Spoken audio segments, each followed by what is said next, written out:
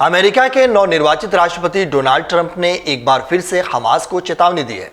उन्होंने मंगलवार को चेतावनी देते हुए कहा कि अगर हमास ने 20 जनवरी को उनके शपथ लेने से पहले बंधकों को रिहा नहीं किया तो सब कुछ बिगड़ जाएगा। दरअसल 20 जनवरी को ट्रंप अमेरिका के 47वें राष्ट्रपति के रूप में शपथ लेने जा रहे हैं। ट्रंप ने चेतावनी देते हुए कहा कि अगर बंधकों की रिहाई नहीं हुई तो सब कुछ बिगड़ जाएगा। यहां गौर करने वाली बात है कि हमास ने 7 अक्टूबर 2023 को इजराइल पर हमला करके बड़ी तादाद में लोगों को बंधक बना लिया था, जबकि इस दौरान 1200 से ज्यादा इजरायली मारे गए थे। अधिकारियों का कहना है कि अब भी लगभग 100 लोग हमास के कब्जे में हैं, जिनमें कुछ अमेरिकी नागरिक भी हैं। अधिकारियों का यह भी मानना है कि बंधक बनाए गए लोगों में से कई की अब तक मौत हो चुकी है।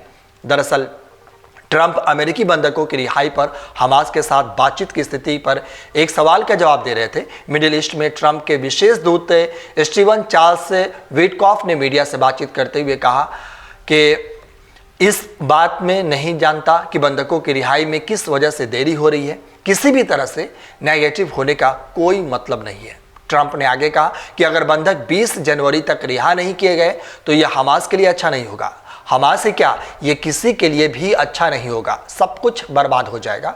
मुझे और कुछ कहने की जरूरत नहीं है, लेकिन यही है, उन्हें बहुत पहले ही बंधकों को रिहा कर देना चाहिए। लोगों को बंधक कभी बनाना ही नहीं चाहिए था। 7 अक्टूबर का हमला कभी नहीं होना चाहिए था। लोग इसे भूल गए, लेकिन ऐसा हुआ था और बहुत से लोग इसमें मारे गए थे।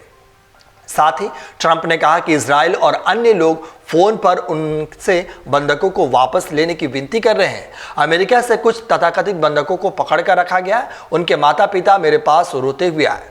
उन्होंने कहा कि क्या मैं उनके बेटे और बेटी के शव वापस ला सकता हूं। ट्रंप ने आगे कहा कि हमास के बंधकों ने उस लड़की को कार में फेंका, उसकी पोनीटेल खींची, उसे आलू की बोरी की तरह कार में फेंका गया। उन्होंने बातचीत को लेकर अब तक की प्रगति के लिए अपने विशेष दूत की सराहना की। मैं बातचीत को नुकसान नहीं पहुंचाना चाहता। अगर उनके शपथ लेने तक बंधकों को रिहा नहीं किया गया तो मिडिल ईस्ट में सब कुछ बर्बाद हो जाएगा। इस तरीके की धमकी डोनाल्ड ट्रंप ने हमास को दी है। आपको बता दें कि इजराइल की तरफ से हाल ही में साझा किए गए मैप ने पूर्व में कूटनीतिक विवाद खड़ा कर दिया है। इस मैप में ग्रेटर इजराइल के हिस्से के रूप में कब्जे वाले फलस्तीनी क्षेत्रों और पड़ोसी अरब भूमि को दर्शाया गया है, जिसमें अरब देशों में गहरी नाराजगी फैल गई है।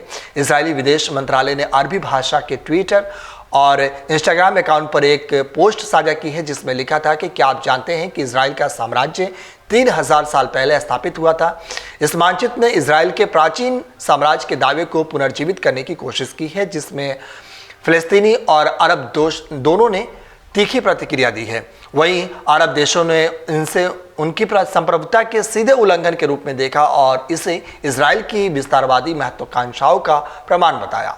जॉर्डन, संयुक्त अरब अमीरात यानी यूएई और कतर ने इजराइल के इस कदम की कड़े शब्दों में निंदा की है।